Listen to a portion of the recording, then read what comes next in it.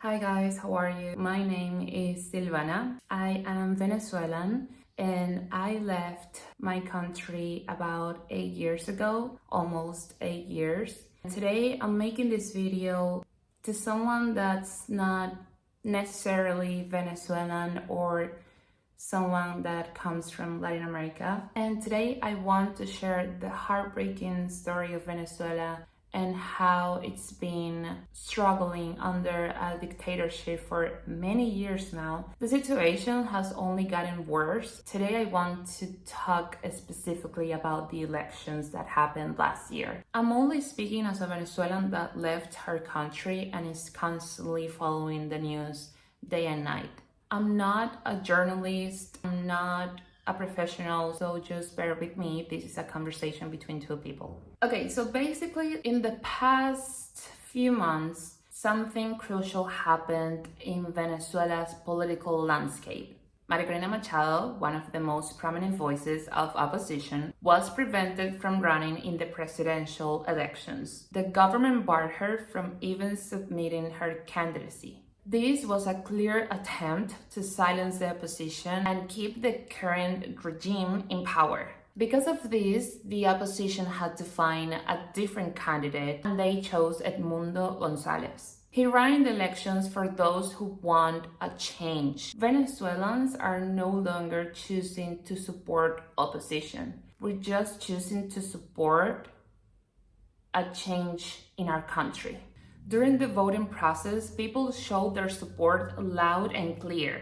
After the election day, the opposition, led by Edmundo, presented proof of their victory. They showed the official documents, the voting records, the electoral acts that proved they had won. But then, as we had expected, the government came out claiming they had won the elections. The people know the truth. The election was stolen, as many of us expected. After the election fraud, things got even worse. People were arrested, people died, people were harassed. Maria Corina Machado had to go into hiding, forced to leave the public eye to protect herself. Edmundo Gonzalez too had to leave Venezuela to avoid being captured by the regime. But they didn't give up. He embarked on an international tour, taking the official election documents with him, showing the world the real results. More than 8 million people decided to choose a change. And they didn't even let us Venezuelans in the foreign to vote.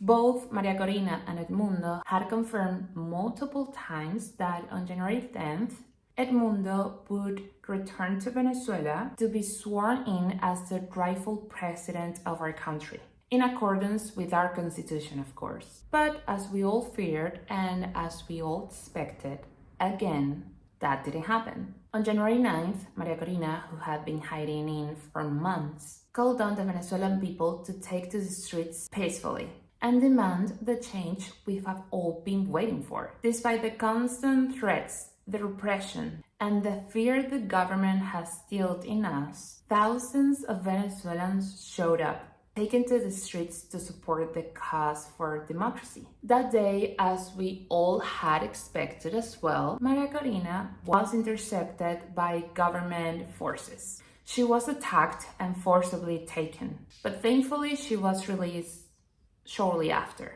Meanwhile, Edmundo, as we had expected as well, you will listen a lot of this in this video, was unable to enter the country. The government closed the border with Colombia and made sure to suspend airspace to prevent his return. But I think what the government cannot understand, and that's different now, is that the spirit of Venezuelan people is unbreakable. We will continue to fight for the freedom we deserve.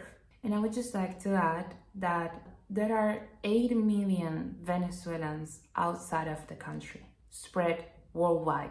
It is not a coincidence, and it's not because we just wanted to take on some vacation. Trust me, most of them would like to return to Venezuela if things change.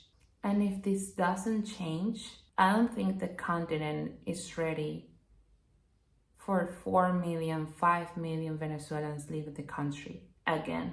Thank you for listening. I know this was very short. I just wanted to explain a little bit about what's been going on. People inside of Venezuela are very, very courageous. They are brave and they are fighting physically for the ones of us that cannot be there with them right now. Venezuelans that had to leave, like me, are fighting with you, but in a different way. I just want you to know you are not alone and this is everyone's fight. Thank you so much for listening. Please share our story and hopefully we'll see the change we have been expecting for so many years soon. Please feel free to subscribe and leave a comment. I will see you in the next video. Bye bye.